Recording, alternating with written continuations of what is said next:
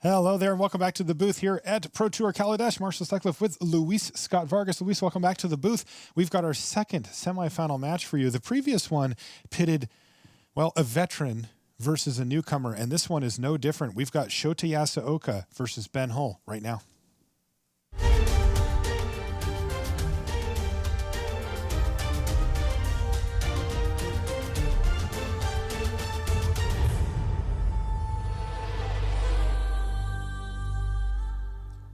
Hello and welcome to coverage of Pro Tour Kaladesh. I'm Marshall Sutcliffe in the booth with Luis Scott Vargas, and we are set for our second and final semifinal match here. This is going to determine who gets to play against Carlos Romao in our finals.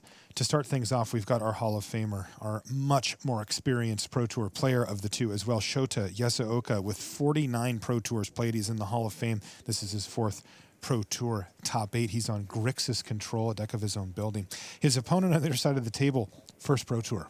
This is the first time he's qualified for the Pro Tour. He's from Canada. His name is Ben Hull, and he, with a big smile on his face there, is playing red, white vehicles. Talk us through the matchup, Luis. So this is a control versus aggro matchup, as you would not be surprised. Pretty classic. Given that one of the decks is called Grixis Control and the other is red-white vehicles. Shota does have, besides the normal control elements of a ton of removal spells, he actually has this somewhat aggressive plan involving Thing in the Ice and Torrential Gearhook, where, and we saw this with Carlos Romao's deck as well, you go from controlling the game to killing your opponent in the span of just a couple turns. This isn't, a Drago control deck that plinks in for two at a time.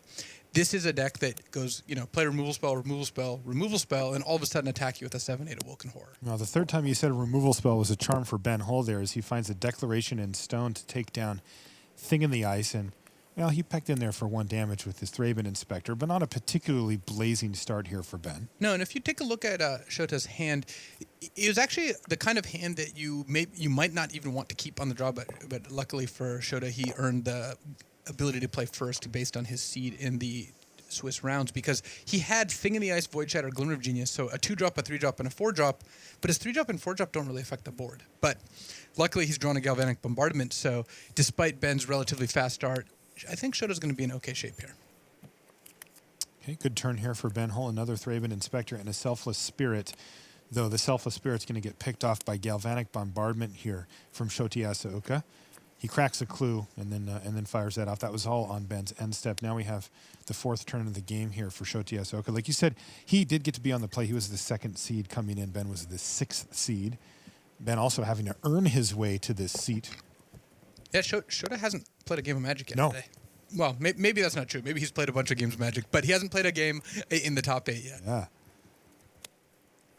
Ben's been over there. He's actually played 2 matches today. And it looks like a Smuggler's Copter and another Selfless Spirit here for Ben Hull. So the curve complete. Ben curving out quite nicely. Those Thraben Inspectors don't pressure Shota that much. I mean, he's still at 17. But what this means is, even if Shota deals with Ben's threats, Ben still has those 2 clues ready to go, so he'll be able to refill here. Glimmer of Genius now from Shota Yasooka. He's going to get to scry 2, get a couple of energy, and then draw 2 cards. Looks like he likes what he sees here, Luis. He's just going to take both of them. Yeah, he's kind of giving up a lot of scry equity by just keeping all his cards on top. I don't think he'll be too sad about that. And now you see the strength of this Grixis deck against an aggressive deck, because Shota's hand right now is just filled with removal, Galvanic Bombardment, Unlicensed Disintegration, Void Shatter. Shota just has access to tons and tons of removal spells, and he's going to be able to keep the board relatively clear. Even that Smuggler's Copter, not a big chance that it ends up getting to hit here.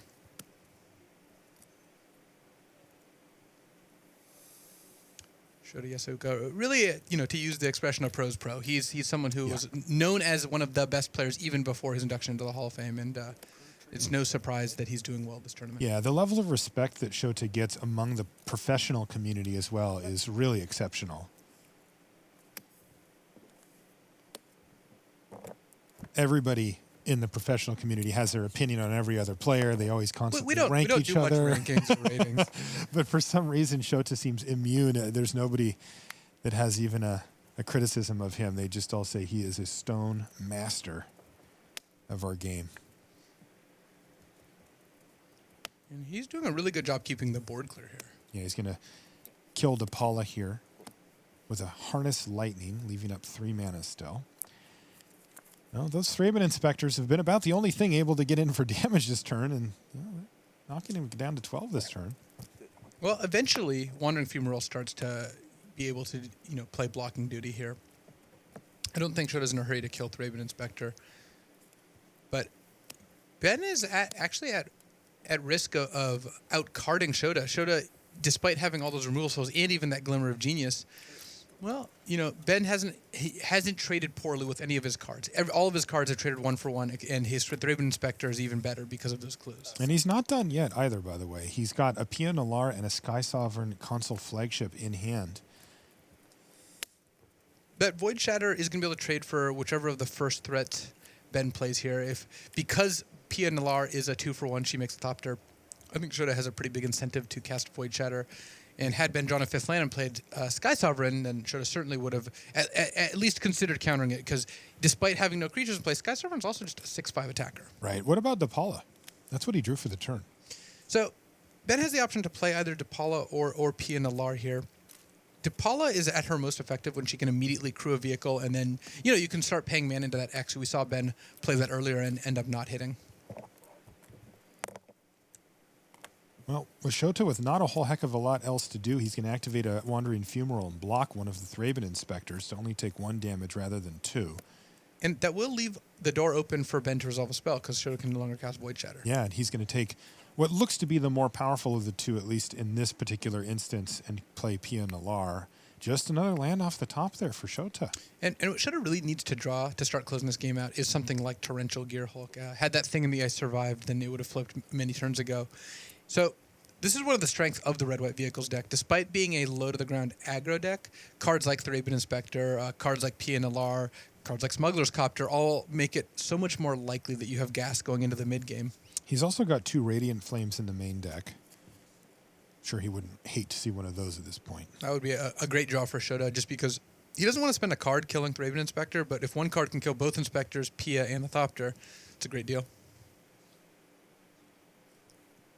So Ben found a Smuggler's Copter on his draw step. He still has the Depala from the prior turn. And of course, the Sky Sovereign stuck in his hand. He hasn't hit 5 mana yet. But first things first, attack with everything.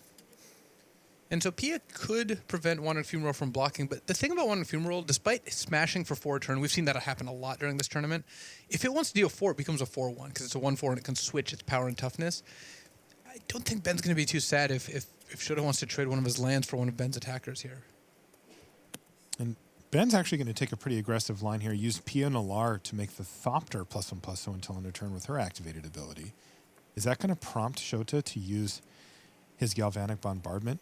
It may. It would drop Shota to 7 from 11 here, but using a removal spell on a Thopter token is just very, very unappealing. Does not feel good. And one drawback to that is that if combat were to go poorly and he lost the Fumarole, then he would maybe find himself short on lands. But looks like he is going to run the Bombardment. He is. He also still has Void Shatter available, though. I don't think Ben's going to play. Well, it looks like he actually may play that Copter here. Yeah. And it's really hard for Shota to resist casting Void Shatter here, even though he knows he's not ahead anymore in this game. Like, the plan of trading 1 phone removal is all well and good, and that is how control decks win. And we saw Carlos successfully defeat, Red-White Vehicles in the last round. But if you don't have one of your closers, Carlos has Avacyn, Shota has Torrential Gearhulk and Thing in the Ice, you do end up just eventually getting to the spot where, like, well, I traded 1-for-1 6 times. I don't automatically win at the end of that. It just means I traded 1-for-1 6 times. And, right. And because Shota has 8 lands in play to Ben's 4, that's just 4 extra spells Ben's had access to this game. Shota drew his card, immediately put it down, face down in front of him. We haven't quite seen it yet. But all he's done this turn is activate that Fumarole to block once again, dropping to 7. Cards like Painful Truce are somewhat of how... Oh, it was another Void Shatter. Void Shatter finding a good target in Depala there, yeah. Jeez. Shota would really love to see that Radiant Flames now. Toolcraft Exemplar added to the battlefield from Ben Hull, in addition to the double Thraben Inspector and Pia Nalar. And keep note that there's a clue remaining from those Thraben Inspectors, which not only enables Toolcraft Exemplar to become a 3/2, also means that Pia, she's been known to throw clues at her opposing blockers. Oh yeah, she'll pick up that feather and toss it over there. You can see the victim in the background right there. Indeed.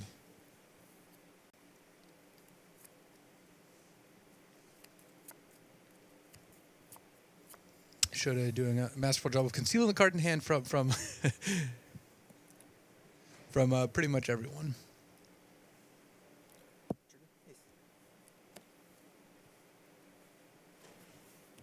Okay, once again, everything's going to hit the red zone, and once again, Shota Yasooka is going to activate and block. And Ben going to put him down to 3. Ben could have gone for lethal there. He could have sacrificed the clue to make it so Wandering Funeral couldn't block. But I think Ben figures that he's in a commanding position, and if he does that and Shota has a removal spell, that's a one way for Shota to get back in the game. Whereas if Ben just keeps chipping in for damage, it's going to take a lot more to get Shota into this. Okay, well, here it is. Smuggler's Copter. Big draw step here for Shota. He's got to find something, and he doesn't. Ben Hull takes game 1 from the Hall of Famer here and puts himself just 2 games away from that final seat against Carlos Ramao. We're going to have a best of 5 here, so a lot more Magic to come in our second semifinal match. We'll be back right after these messages. Test drive the top standard decks from this Pro Tour in the Pro Tour Gauntlet beginning this Wednesday on Magic Online. For more information, visit mtgo.com. Ready to take your game to the next level and start on the path to the Pro Tour? Rise to the challenge and test your skills at a local preliminary Pro Tour qualifier. To find an event near you, visit magic.wizards.com/pptq. And welcome back to the feature match area here in Hawaii. I'm Marshall Sutcliffe, joined by Luis Scott Vargas as we bring you coverage of our second semifinal match here on Pro Tour Sunday, the best day of the tournament. We are currently determining who our other finalist will be. A little earlier in the day, we had Carlos Ramao versus Makis Matsoukas. Carlos defeated him,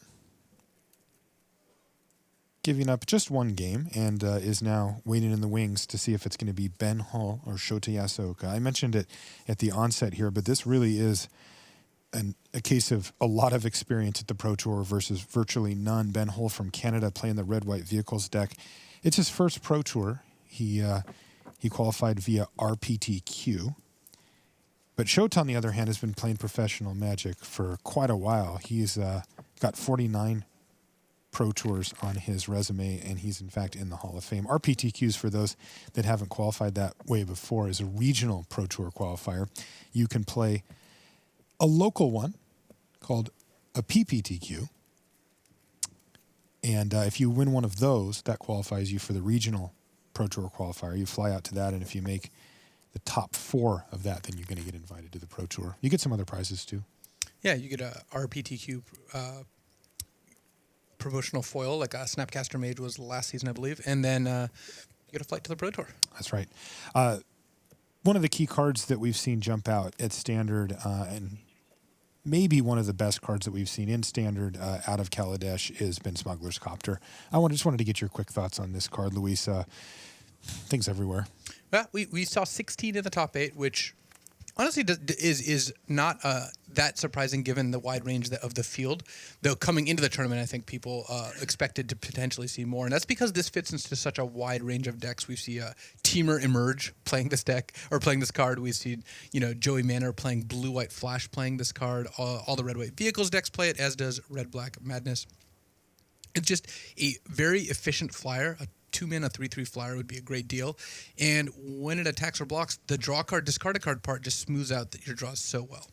Yeah, really seen the aggressive decks take advantage of that because, some of the other decks that you talked about, like the Delirium and the Madness decks, they have other choices, right? They can find ways to get cards in their graveyard or to discard cards, and this happens to be one of the most powerful ones. But when you're talking about these vehicles decks, these red-white aggressive decks, normally they just don't have an option on card selection and looting. You just don't see those type of effects in decks like that because usually those cards don't get damage in, and somehow this one does. And I've really felt like that was a great addition to those red-white aggressive decks. And alongside Thraben Inspector and Veteran Motorist. These are the reasons that we see games like the ones we just saw, where Ben Hull, despite getting hit by a bunch of removal spells, ended up with more spells overall in that game than Shota did. And it helped that Ben drew 4 land and Shota do 9 or 10, but even without that, the 2 Thraben Inspectors, a hit from the Copter, these are the kind of things that make it so the red-white aggressive decks end up with a higher amount of card selection than we're used to. This next game's going to be difficult for Ben. He is currently on his way to 5 cards, has not kept yet either, so he's going to be taking a look at that. And, of course, he's going to be facing down Shota Yasooka, who did keep 7 and will be on the play. It looks like Ben has, in fact, kept. He's going to put that card on the bottom, but they are ready to go for game number 2. Ben Hull up a game over the Hall of Famer. Shota has an interesting hand. Let's take a look at that. He's got 2 copies of Thing in the Ice, and only 2 lands, but he's got Radiant Flames once he hits his 3rd land, and the 2 copies of Thing in the Ice should buy him some time. It's quite a good blocker at 04, and once it flips, it ends the game very, very quickly. So if Shota can draw lands, and he in fact did, he picking up that Smoldering Marsh in hand means that he's going to be able to play Radiant Flames, he's going to be able to play Transgress the Mind if he so chooses, and he's going to start taking down, well, maybe the 2nd Thing in the Ice. That's right. This one's going to get hit by Declaration in Stone, but if this game goes the way Shota hopes it will, he's going to be able to replace that Thing in the Ice with another one, and then that clue could come in handy down the line. The first one became a Thing in the Stone. Indeed. Given the 5-card opening hand, Ben is going to have a little bit harder time assembling some pressure here, but he actually has a number of solid threats. He has both the PNLR he just played and Depala in his hand, as well as a backup pair of Thraben Inspectors.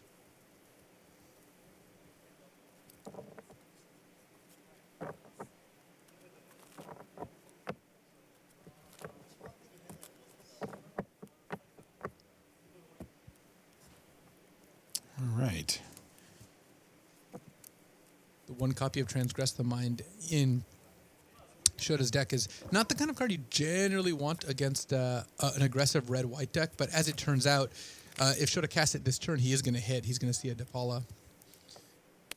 I also like the draw of Negate from Shota, because Negate can counter vehicles. Smuggler's Copter is not a creature when it's on the stack. All right, so there goes Depala. A pair of Thraben Inspectors is all that's left for Ben Hull, though that could help dig him back from the card deficit that he started with. It'll take a little while, but he could. In the meantime, the Thopter's going to get in for 1 damage.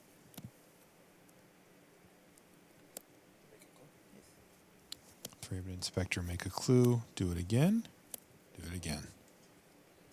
Ben reloading his board here. Lots of permanents. Oh, most of them have 1 power. 2 of them are clues, and Ben on 3 land hasn't had a lot of time to sacrifice those clues yet. He could have sacrificed a clue this turn and hoped to hit another land for Thraben Inspector, but he just wanted to get out as many creatures as possible to try to go around the Thing in the Ice, because at 04, it's not really going to kill anything that attacks into it, but it will do a very good job blocking. Decided to leave the Toolcraft Exemplar in his hand that last turn, playing out the Inspectors instead. And Ben may be afraid of Radiant Flames, which, as it turns out, Shota does have, and he chose not to cast. Shota could have killed 4 creatures with Radiant Flames, but look at him. Instead is, I think, content casting Glimmer of Genius here. He gives away nothing. He's willing to take 3 damage here to try to get a little more out of his Radiant Flames. Well, unfortunately for him, the Smuggler's Copter is unlikely to get Radiant Flames away, so he's going to have an answer for that here. He could use the Negate that you mentioned a moment ago, Luis. And the one reason Shota may not want to is that he's got Glimmer of Genius. It's a 4-mana spell. You really want to play your 4-mana spell when you have 4 mana open. You don't want to play your 2-mana Negate. Okay, well, that is what he's going to do. He's going to start things off by cracking that Evolving Wilds. And he wants to sacrifice that before scrying, so he doesn't shuffle cards he scryed to the bottom back into his deck. Really enjoying the energy sub-theme in both Shota and Carlos's deck. Harness Lightning and Glimmer of Genius do combine quite nicely, even if you don't have a lot of other energy sinks.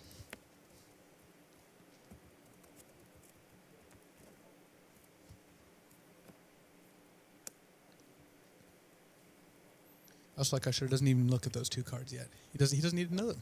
God. It is fun to watch him play. And there we go. There's a Radiant Flames to sweep the board here of Ben Hull, leaving him with just the Smuggler's Copter and a clue. And also, of note, ticking down Thing in the Ice to just 1 counter. Yeah, that thing could get awoken as early as this turn, depending on what Shota has in his hand. It depends what Ben plays. If Ben plays a non-creature spell like the second Smuggler's Copter that he drew here, then Shota may use the negate in order to flip that Thing in the Ice and counter the Smuggler's Copter. Yeah, and he's also got to anticipate in his hand, it seems. Oh, so now because Smuggler's Copter is crewed, Yes. Shota can get a significant amount of value here. He's going to be able to return that to his hand thanks to the Awoken Horror. That'll also put the Toolcraft Exemplar that Ben had to play pre-combat in order to crew the Copter and force him to replay it again. And you can see Ben shake his head. He knows what's coming. Whoop. All right, so now we've got an Awoken Horror here. Let's take a look at that. It's a 7/8. And you get to return all non-horror creatures to their owner's hands. And as fearsome as Smuggler's Copter may be, it's not actually a horror. That's right.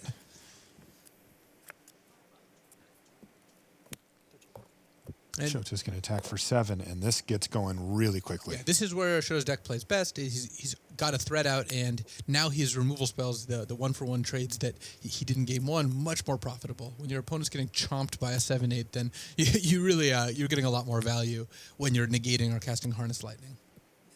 There's the Exemplar, and there's the Harness Lightning from Shota Yasooka to kill the Smuggler's Copter before it can even attack and get the loots going. And now Shota's decide, does he care about the Smuggler's Copter? He's at 16, or does he want to save negate for something like Declaration of Stone? I believe you just answered that question. He did indeed. Look, some players you can talk through the different lines and then see what they do. Some with Shota, you really have to get out ahead of it. You 'Cause do. He's just going to make his play. Yeah. By the way, his play this turn was to attack for an additional 7, putting Ben Hull down to precarious 6 life, facing down a 7-powered creature. Looks like Shota has the option of going for the win here. I think he drew a Galvanic Bombardment. Is there a Needle Spires hiding? There is. But if Ben were to activate Needle Spires and block, at least you're eating a land. And that's exactly what's going to happen. The Awoken Horror survives that quite nicely. Thank you very much. A couple of lands in hand, plus I believe a Thraven Inspector for Ben Hull, but this is just him spinning his wheels until he either finds a Declaration in Stone or gets ran over. He looks at a Gideon that he draws off the top, doesn't like what he sees. Big smile on his face, kind of shakes his head and says, well, I guess that's what happens when you play against Shota Yasooka, and he is going to even things up. So we are at 1 game apiece.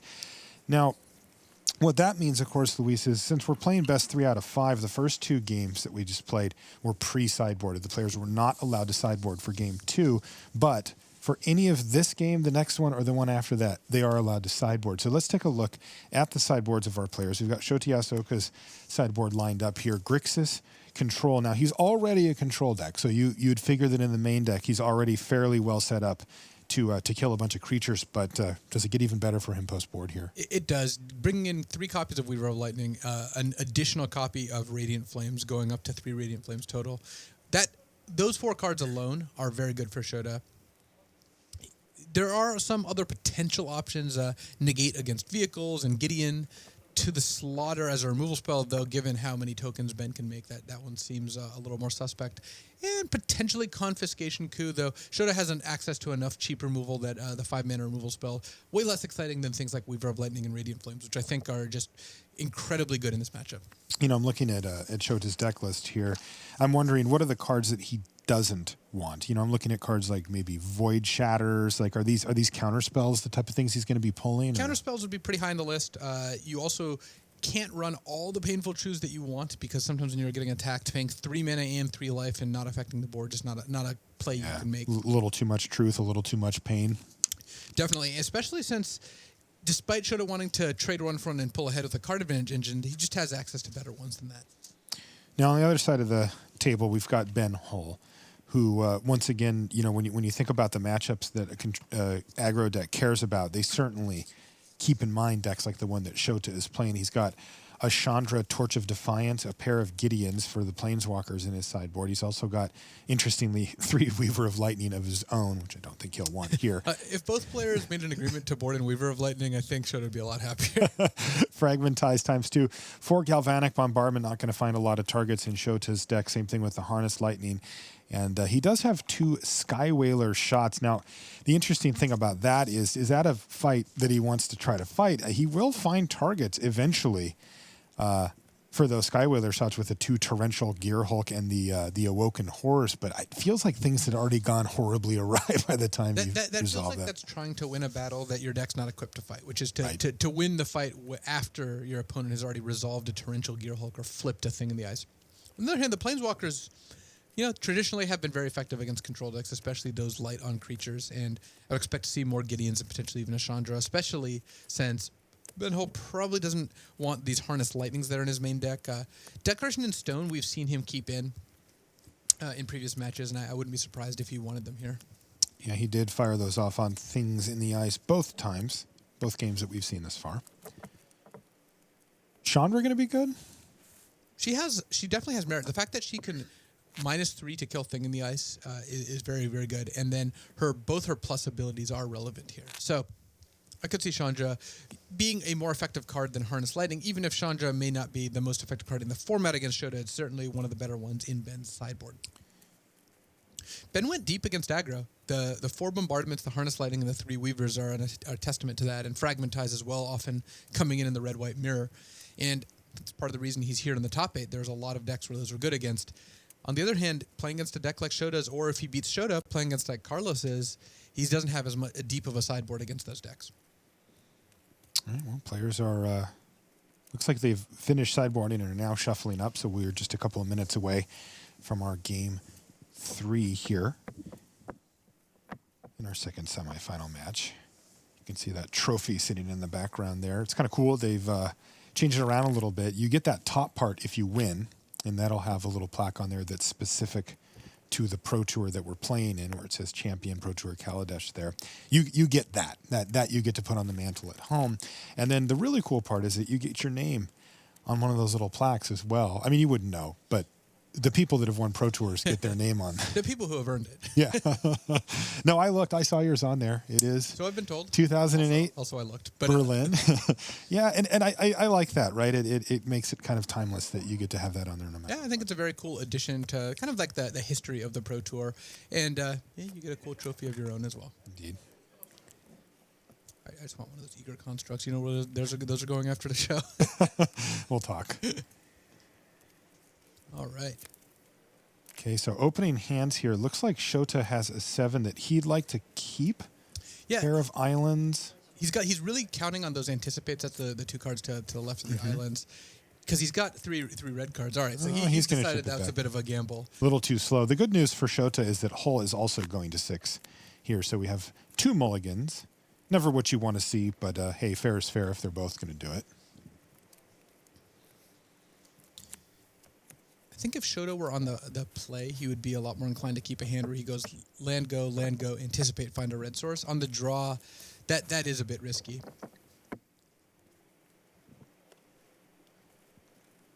Man, it's got to be crazy to be in Ben Hull's seat here, right? Like, the funny thing is, when you talk about Shota, we mentioned how well respected he is among the pros. He's a Hall of Famer, for crying out loud. He also plays so quickly and seems to just know what you're going to do and know what he's going to do in response and then know what you're going to do. He's just always one step ahead. He's really intimidating to play against. It's like you feel like he's playing the game from both sides. Yeah, I would mostly agree, except replace intimidating with enjoyable, because I've always enjoyed our battles. Yeah, but you're the same way. That's the problem. Maybe that's why I enjoy it so Yeah. Everybody else is scared to play against both of you guys. Okay, we are underway in Game 3. Both players have kept their 6-card hands, and let's see what we find. Looks like an anticipate off the top there for Shota.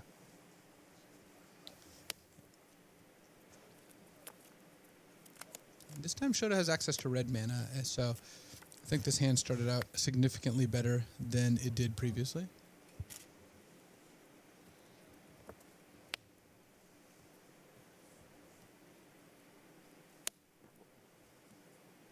Okay, Thing in the Ice and a Smuggler's Copter facing off here. And it looks like... Geez, every single game it's Thing in the Ice getting Declaration in stoned here. Uh-oh. And as much as Shota would like to keep that Thing in the Ice around, he is up a card in that exchange. It was 1-for-1, and he will eventually draw a card. Also, your uh-oh signifies that you also noticed Ben does not have red mana. No, he missed his land drop and only has 2 planes available. He's got a Toolcraft Exemplar. Now, this is a big play for him because the Smuggler's Copter could find him land, specifically red mana. It did actually find him a land, but it was another basic planes. And one of the costs of attacking with that Smuggler's Copter is that Ben had to play a Toolcraft Exemplar and into a Weaver of Lightning, which is just never a pleasant feeling. No, also, Shota's going to take no damage here because somehow, some way, Weaver of Lightning has reach, and it's going to jump up there and get in the way of the Copter. Now, Ben did have a nice follow-up, another Smuggler's Copter. He may be able to send 2 of them to the sky. It looks like he may have also drawn a Veteran Motorist here. Yeah, still lacking in red mana. No red mana. And Shota does have Harness Lightning ready to kick things off, as well as looks like he sided in Dispel. Okay, and you know what happened? Ben passed the turn back.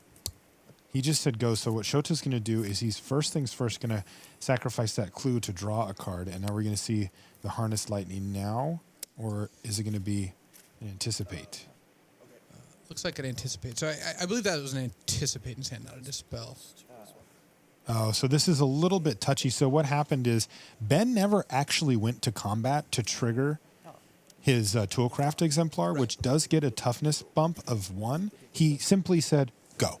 And so what Shota's doing is casting Anticipate and using his Weaver of Lightning trigger to target the Toolcraft Exemplar, saying, well, there was never a trigger put on the stack. There was never even combat that happened, so it should have 1 toughness still. So we'll see how this gets sorted. Yeah, part of the trickiness of it, and I think the Exemplar is going to survive as a result, is that non-visible triggers don't need to be announced until they become relevant. You see, and that similar was the to point. Exalted. If you were to attack with a Noble Hierarch and play has Exalted, you wouldn't need to say anything until it's relevant, and in this case, that is what happened. Yep, and Shota wanted to play that Anticipate anyway, so it wasn't a huge downside for him. He was just wondering, hey, we never said about the trigger, so does it die or not? And it turns out no.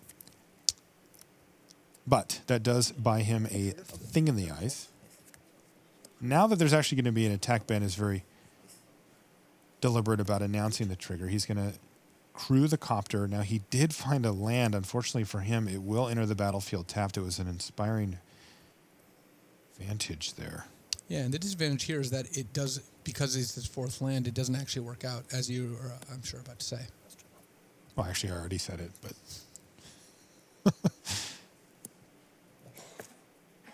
So he does have red mana now. That's the good news. It's just he's going to have to wait until next turn to actually have access to it. And you can see he's got a pair of DePaula Pilot Exemplars in his hand, as well as that Veteran Motorist that we talked about a minute ago. Shota has his engines going in full steam ahead here with Thing in the Ice and Weaver of Lightning in play. Every spell Shota gets a ping from Weaver of Lightning and removes a counter from Thing in the Ice. Shota also not under a ton of pressure. Shota's at 20 life. The Weaver of Lightning has reach, because I imagine you can't weave lightning without being able to reach up and touch it. And Shota has Radiant Flames in his hand. He's got potential other spells he can cast at instant speed with 5 mana up, but Ben has to play around almost any number of cards. Shota even has a Wandering Fumarole if that really becomes relevant.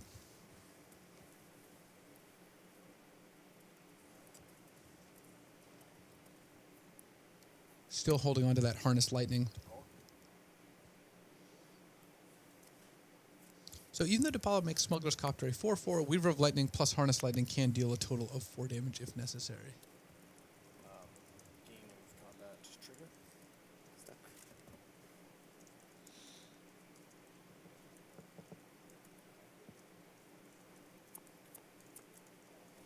Shota may be looking to pick up a 2-for-1 here. If he can Harness Lightning the DePaula in response to the Exemplar trigger, Weaver of Lightning target Exemplar. Once DePaula dies, the Exemplar no longer gets +1/+1 from her ability, and all of Ben's cards end up going to the graveyard. On the plus side, he does get to crew both of his Smuggler's Copters if he so desires. Right, so kind of a ghost crew for both of the copters, but nevertheless, they will be flying. The Weaver of Lightning shooting lightning bolts down at the Exemplar. He's like running over to turn on the copter before it hit him. And it just barely takes off away by itself on its own. I guess you just point copters in a direction and let them go. Here's double attack, so 2 loots. Shota going to get to block one of them, and unfortunately for Shota, he doesn't have, looks like another instant he can play during combat to kill a Smuggler's Copter, but I still think Shota is in pretty reasonable shape here. He's only taking 3 this turn. He's still at 17. He's got a lot of life, and if Ben wants to crew these Smuggler's Copters, he's going to have to deploy more creatures. That'll play into Shota's Radiant Flames and get Thing in the Ice closer and closer to waking up.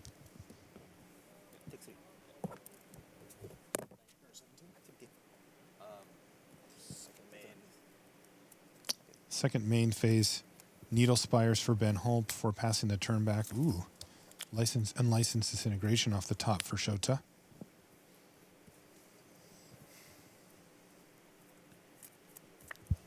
Fleet Wheel Cruiser, kind of exciting draw, except for that unlicensed Disintegration. It was a fine pickup. Also, Shota still has a Negate in hand, which I'm sure he'd be happy to use on a Fleet Wheel Cruiser. That's right. Well, it looks like DePaula here for Ben and the Veteran Motorist. Could see a similar sequence to last time,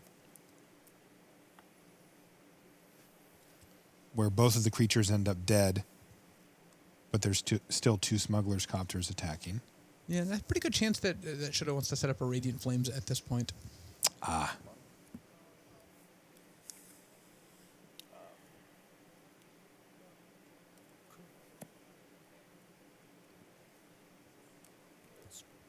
One big advantage for Ben this turn is that because of DePaula, those Smuggler's Copters are 4/4s, so Weaver of Lightning no longer gets the free blocks it used to. Yeah, one of them is going to be a 5/5. That's the one that'll likely get disintegrated is my guess here.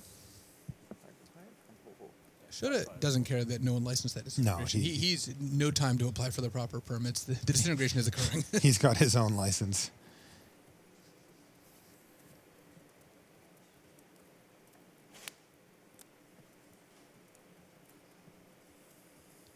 And that thaws out Thing of the Ice. The ice is melting very quickly at this point.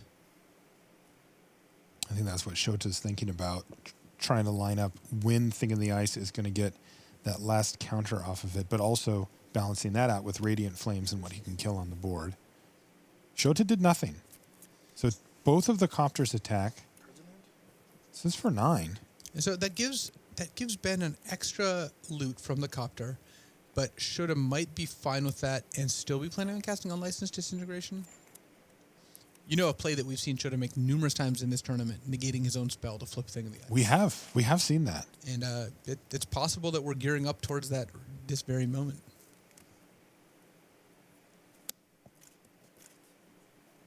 All right, looks like he wants to kill the creatures here, so he's going to go for Unlicensed Disintegration on DePaula, use the trigger from Weaver of Lightning to take out the Veteran Motorist. And that does mean he gets to block taking the smaller and take 4. Yeah, so he falls to 13 here. Okay. The disadvantage of these lines that Shota have been using the last couple turns is that he's not maximizing Radiant Flames. He keeps killing all the non-vehicle creatures, which makes his Radiant Flames less effective because he's killing all of Ben's actual creatures. The advantage is he keeps getting to block with Weaver of Lightning, and I guess now he's cracking back with Wandering Funeral. He just attacked with Wandering Funeral for 4 damage. Shota Yasooka, this is where I just sit back and watch. I'm taking notes here in the booth.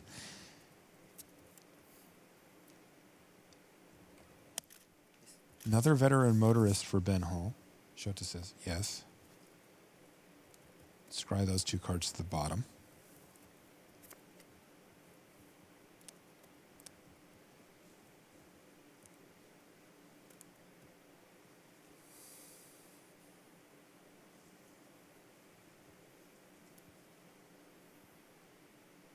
One of the features of Shota's deck is that because he has access to 3 colors worth of spells and they're largely instants, pretty difficult to know what you should be playing around at any given moment. And Shota certainly doesn't give anything away. Shota gets to negate a Gideon ally of Zendikar, I count that as a huge win. Crew, hiss. Combat, okay. Trigger, hiss. All right, so he's going to use the veteran motorist to crew up the smuggler's copter and attack. That makes it a 4-4.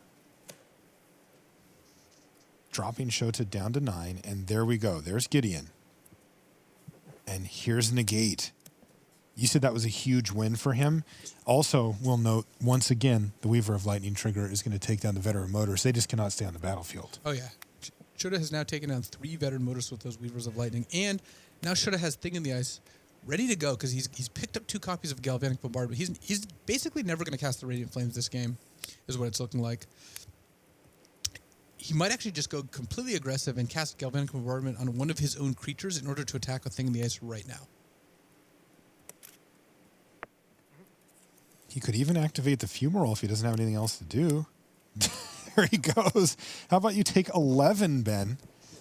Shota wastes no time. Jeez. Also, Ben has no cards in hand, so Shota knows that Ben has to top deck a creature to even be in the game, and if he doesn't, then Thing in the Ice +1 on fumarole will just end the game. That's right. I mean, there's Needle Spires down there for Ben Hull, but that's not enough. Especially since Shota has another Galvanic Bombardment waiting in hand.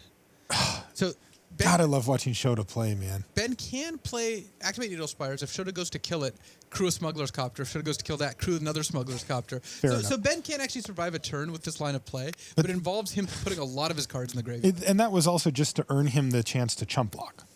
Yes, that was not him getting ahead. It's him preventing himself from dying, not advancing his board in any way.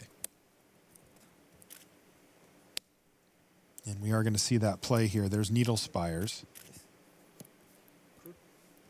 And he's just going to crew up one of the copters and try to block.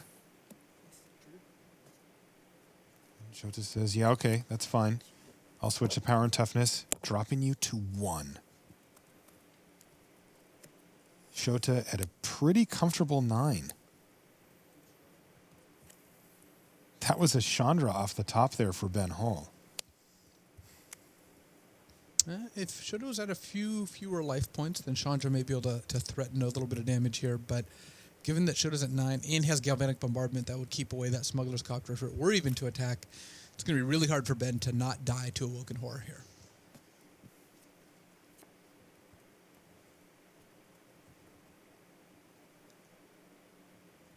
Ben's hand is Veteran Motorist, Chandra, Torch of Defiance. He could cast both cards here. He's going to try to survive. This is the top 4 over Pro Tour. He's definitely going to try his hardest to close out this game, even though it's looking very, very difficult.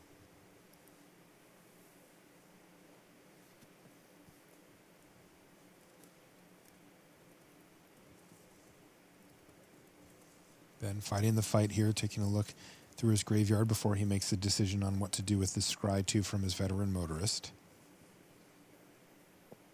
But things are not looking good for the Canadian here. He may find himself down 2-1 against Shota Yasooka.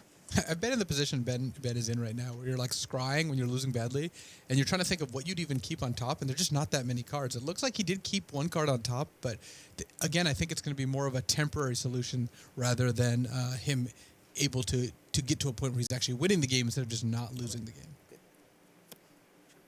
The Smuggler's Copter is going to attack after getting crewed up from the Veteran Motorist. Chandra, Torch of Defiance, is going to hit the graveyard. Whatever Ben did put on top, he just drew.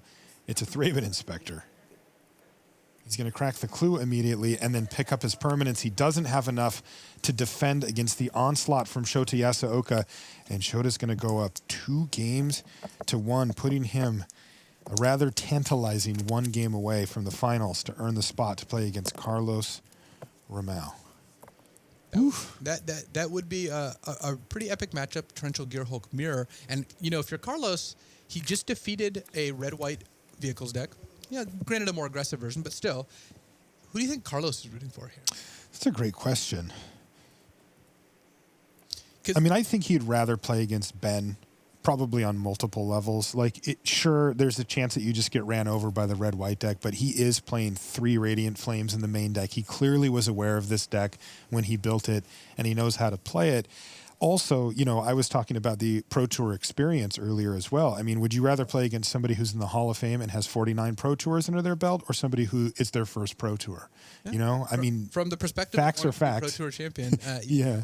you generally don't want to sit across from Shota. Yeah. Oh, God. From like a career highlight standpoint, you'd want to play Shota so bad, right? Just to have an epic match between those two. Let's take a look at one of the key cards that we've seen Shota use to kind of clean up the mess here. Thing in the Ice. Don't forget about it. We've got all these new toys from Kaladesh, but there's still some pretty good stuff lurking in the ice, as it were, here. And we've seen Shota really use this card to great effect. I've seen this in play many, many times, and what this does is Thing in the Ice blocks early at 0-4, but more importantly, it just closes out a game so quickly. All of a sudden, Awoken Horror shows up, flips all the opponent's creatures back to their owner's hand, and then just 2 or 3 turns later just takes giant bites out of the opponent's life total and closes out the game. Yeah. That is its primary role, and it has been serving very, very well for Shota Yasooka. Many people have tried to make Thing in the Ice work to varying levels of success, but Shota really seems to have found a nice home for it here in Kaladesh standard. Well, the addition of cards like Torrential Gear Hulk, Glimmer of Genius, and Unlicensed Disintegration, particularly the first two. The 2 blue cards add such a new dimension to these control decks. One, they were missing a good instant speed card draw spell and a good instant expensive card like Torrential Gear Hulk. That is really what these control decks wanted in order to kind of get an advantage by playing to the long game. You can't make a deck full of just all removal spells and expect to be handed a victory at the end. Sometimes you kill all your opponent's creatures and then they just have 2 left, which is actually what we saw happen in Game 1 when Shota played against Ben here. Look at the artwork on Thing in the Ice, too. Do you think that boat is tugging that thing towards Kaladesh specifically? Maybe not towards Kaladesh specifically, but wherever they're bringing it, it does not be like being brought there. Looking for it also did not arrive in one piece either. I think it's Kaladesh, but what do I know? All right. You want me to answer that? No, that was rhetorical, Luis. We'll hold you back on that one. Take a look at the feature match area here in Hawaii. It's a beautiful day outside. Everybody's out at the beach. I know that some of our coworkers and Pro Tour competitors were going to go play basketball today. We had a chance to do that last week before the Pro Tour started as well. A lot going on here in Hawaii, but of course, in the building, it's all business as we are working our way towards a champion. One of the many things going on is Ben mulliganing almost every game. We saw him mulligan to 5 in Game 2, mulligan to 6 in Game 3, and he's going to 6 here again in Game 4.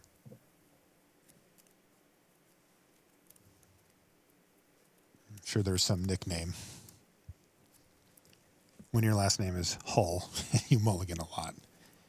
Not the one you want, though. Lots of discipline, though, shown by Ben, right? It can kind of add up. When you have to mulligan multiple times in a match, you can start to feel like the magic gods are conspiring against you, or I can't get anything right here. But it takes a lot of discipline to still just look at that hand and say, no, I need a mulligan here, and Ben's really shown a lot of discipline by doing that. As he's getting another chance to display that discipline here, as it appears he is mulliganing to 5. That is pretty brutal. It is, and keeping your composure and playing through that is something you have to do.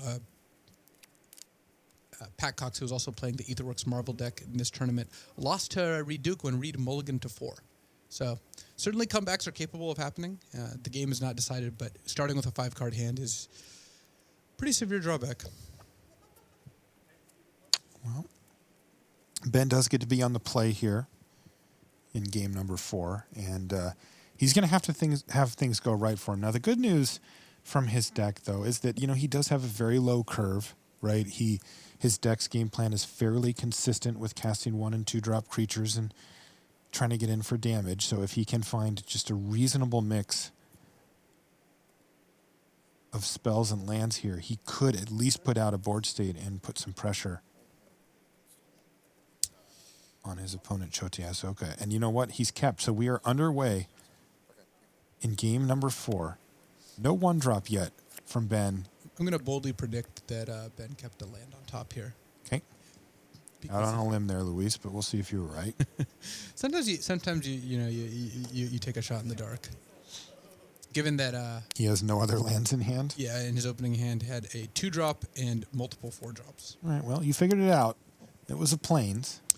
Unfortunately for Ben, he's got Depala Pilot Exemplar is his next most castable card, and she requires red mana. So if Ben misses on untapped red here, then he's doing nothing next turn and nothing with those Fleetwheel Cruiser or Gideon for quite some time. On the other hand, Ben could draw a 1-drop, Thraben Inspector, or Toolcraft Exemplar, and that would let him attack, loot away one of the 4-drops of Smuggler's Copter, and actually just have a normal game.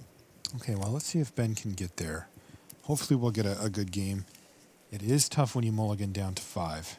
And taking a look here at Shota's hand, he's got a great hand. Jeez. He's going to be able to play a Thing in the Ice this turn, and then he's got Galvanic Bombardment, Negate Radiant Flame, just a ton of backup, and Another Fleetwheel Cruiser off the top there, Luis, for Ben Hull is exactly the opposite of what he wanted to see. He wanted to see cheap cards or lands, and he drew basically his most expensive card, followed by his actual most expensive card. yeah, Sky Sovereign Sky shows up, Sovereign. and that's a 5-drop. Gosh. When you're stuck on 2 lands, and Ben can do nothing but smile. I got a lot of respect for Ben. He seems to be taking this quite well, but this is not how he wanted game number 4 to go. He does find, finally, a third land. Unfortunately for him, it does enter the battlefield tapped. It's Needle Spires. And here's Glimmer of Genius. 2 cards to the bottom for Shota Yasooka, who's going to draw 2, and then 1 for his turn. And then see what he's got in that pile. The good news for Ben Hull is that Shota does play very, very quickly, so no matter what's going to happen, it's going to happen fast. Another copy of Thing in the Ice for Shota.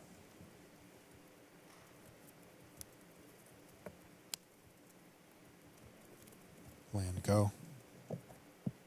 Well, there is that 4th land off the top, so now Ben gets to try to run out a chain of 4-drops here and try to get himself back into this game. He's got a pair of Fleetwheel Cruisers in his hand, as well as a Gideon, and of course that Sky Sovereign that we saw a little while ago. One thing that's particularly unfortunate for Ben here is that if he plays one of his 4-drops, Shota can just negate it and get multiple counters off of his Things in the Ice. And that includes even the Fleetwheel Cruisers, since those are just artifacts. When you put them on the stack, they can be negated. Same thing, of course, with Gideon. Shota also with To the Slaughter in his hand, which can make Ben sacrifice this Gideon depending on when Shota times it. That's right. It's a little awkward for Shota because it's likely to leave back a 2/2 Knight. And here we go. Yeah, he's going to do it with the 2/2 Knight on the stack there. And that means that Smuggler's Copter can't be crewed either. It's now 7/7, by the way. True. The errant Gideon loyalty landed on the Smuggler's Copter for a brief moment in time.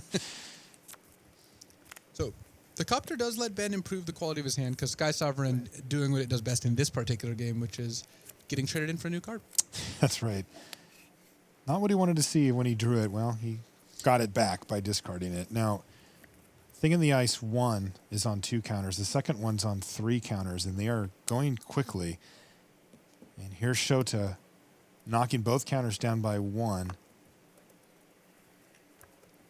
And This game could be over very, very quickly. And he's got double negate, which is just so good here, because most of Ben's outs involve dealing with Thing in the Ice, and negate can just stop anything that can threaten that. That is the thing that Shota has to think about the most, right? Is a card like Declaration in Stone here. Yeah. Because, he has such a powerful pair of creatures.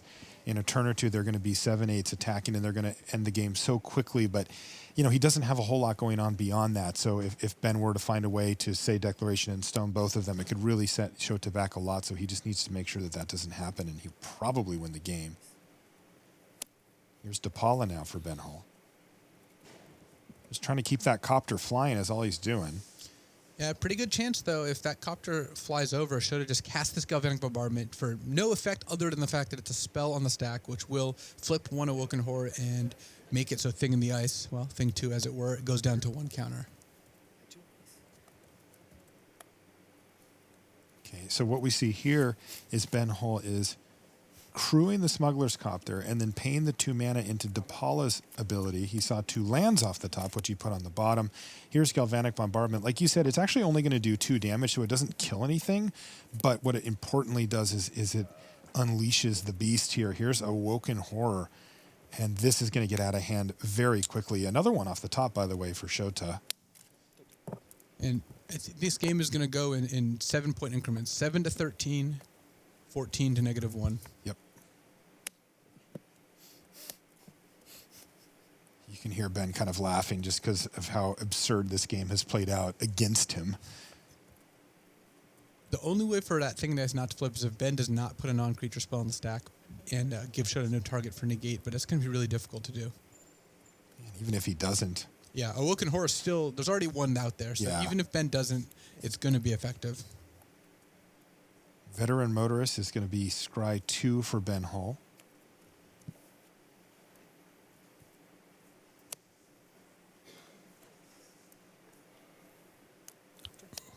And there's that Copter. That's going to be immediately met by Negate, which is going to make another thing in the ice and 2 lethal attackers for Shota Yasooka. All he needs to do is turn them sideways, and he'll be our second finalist. Bang! That's going to do it. Ben Hull extends the hand, and Hall of Famer Shota Yasooka is our other finalist. He is going to be playing against Carlos Ramau in the finals. That is going to be awesome to watch. I cannot wait to see those 2 great players battle. I did want to say congratulations to Ben Hull on what was a fantastic run as well, though it will stop here in the second semifinal. We'll be seeing more of Ben, I'm sure, though. After picking up all that money in pro points, he'll be like, hey, this whole Pro Tour thing's not bad. I'll come back. Pretty sweet deal. Yeah. And there it is. That's the trophy for Kaladesh down in the feature match area. That is what we're going to be playing for. Carlos Ramau versus Shota Yasooka coming up in our finals. And we're going to play it the same way we did this one, best out of 5. And, we'll be taking you through all the motions for that to help set up for that final match. We've got Richard Hagan at the news desk.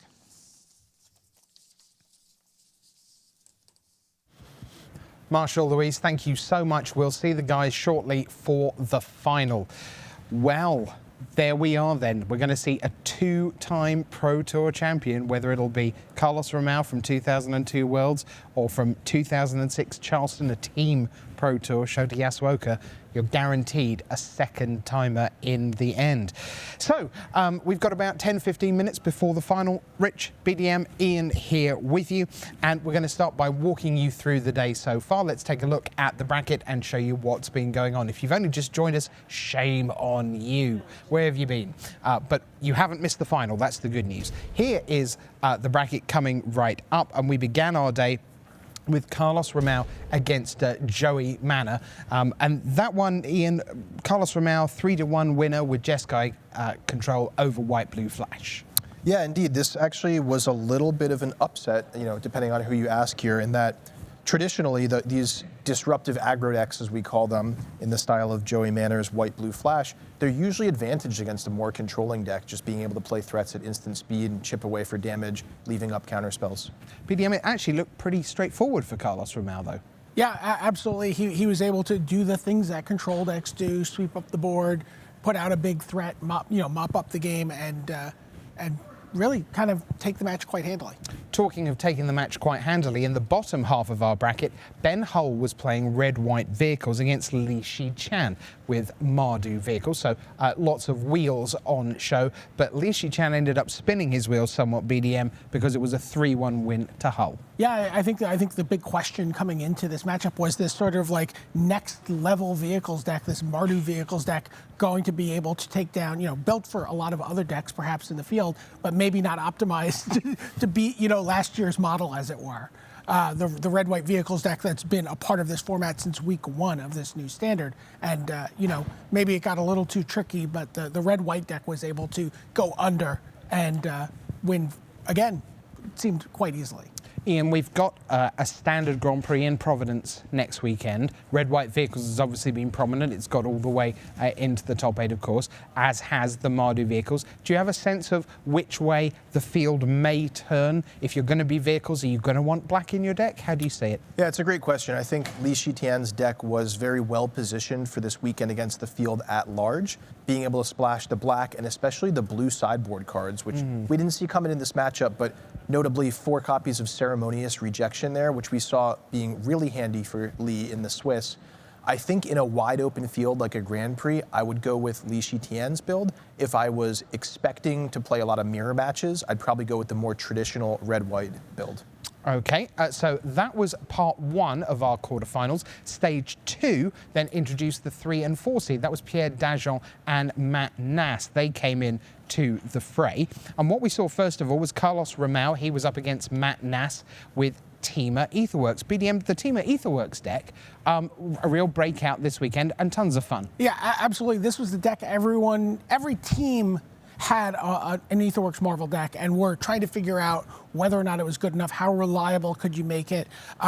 We had a couple discussions with Matt Nass, and he really had this deck humming along very consistently to the point where even if you're not hitting your Eldrazi, maybe you're hitting a puzzle knot that lets you activate, again next turn. And the deck really kind of hummed along very nicely. But he was worried about playing Carlos Ramau. First two games unsideboarded. Favored Carlos heavily, but the question was whether once he got access to his dispels, how that matchup would change. Instead of being a turn 4 combo deck, it becomes a turn 5 combo deck, backed up by dispel against counterspells. But Carlos Ramau had Spell Queller, and let me tell you something. Spell Queller to me is one of the cards of this tournament that has snuck under the radar a little bit as just being perfectly positioned to deal with those Spell Quellers. And we saw multiple situations where Matt Nass just had dispels that were had no place to go. And in fact, the only time that he got to use them was when Carlos baited them out of his hand with some counter spells because he knew he had Spell Queller at the end of the stack to take down the Aetherwork Marvel. It was really well played by Carlos. You have no idea how hard I'm working not to say so it was a Dispel Queller, but I'm managing it somehow. Which Queller? Nothing. Moving on.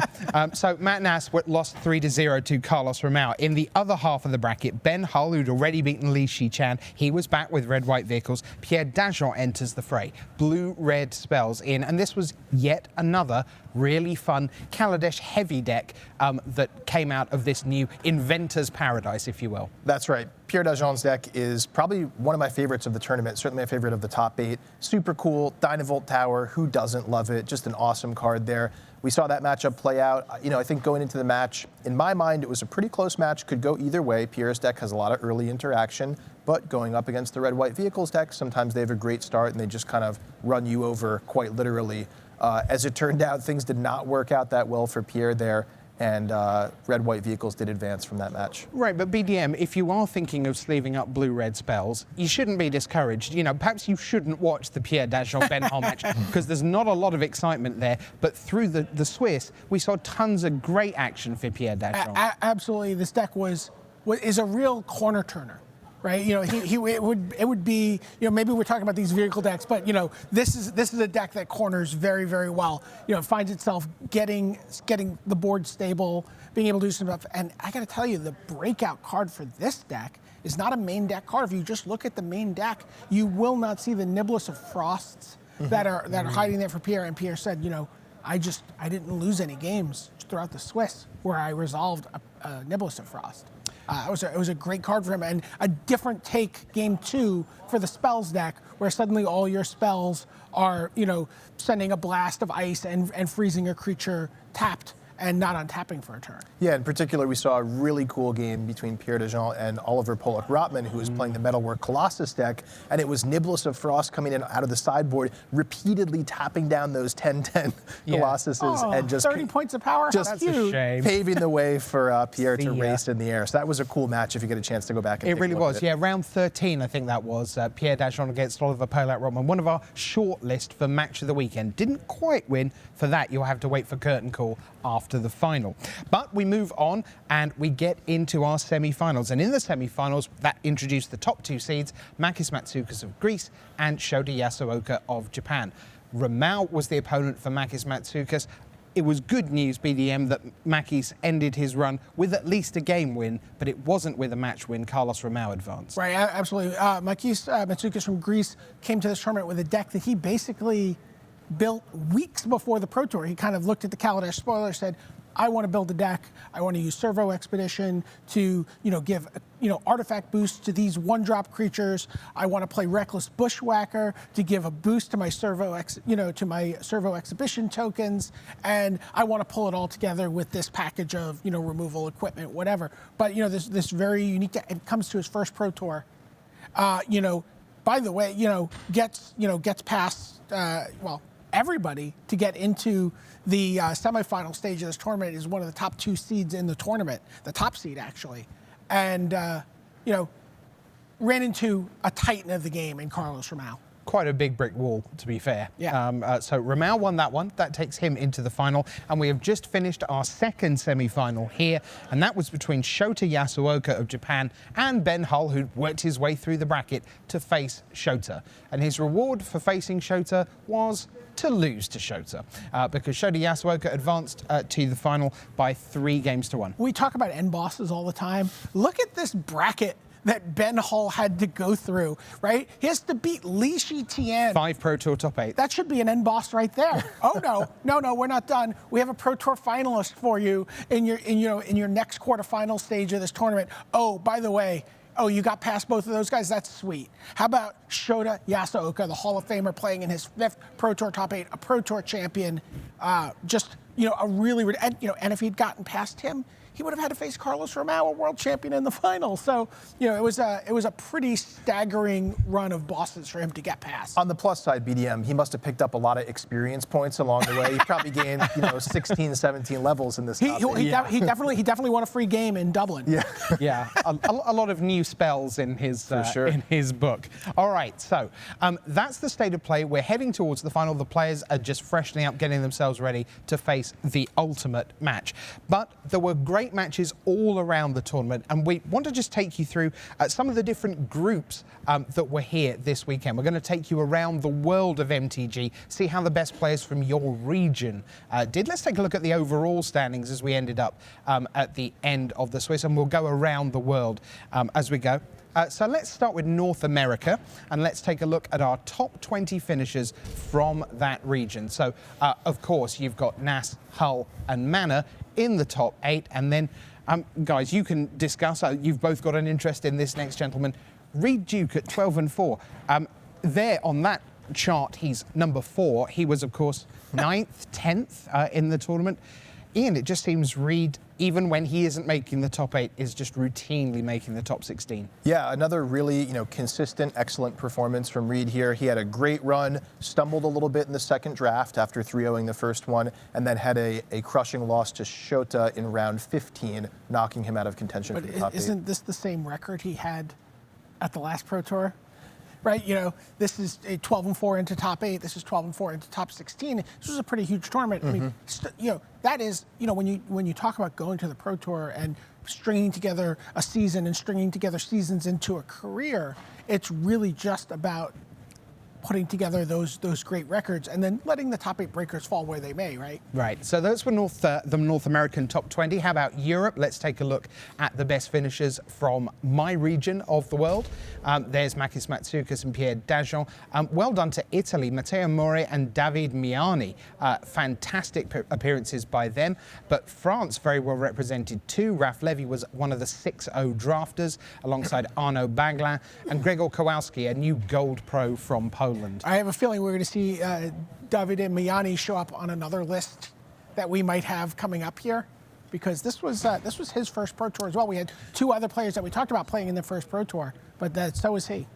All right, let's go to Latin America. That's up next, and we'll see how the players from there did. So, of course, Carlos Romao, the headline act. I know, BDM, you've got a column coming out later this week where you traditionally talk to 9 through 16, and you had a chat with Luis Saldato. I did, and he was very excited. The Argentinian community was very excited for his success. We saw him make a top 8 at the Pro Tour last season.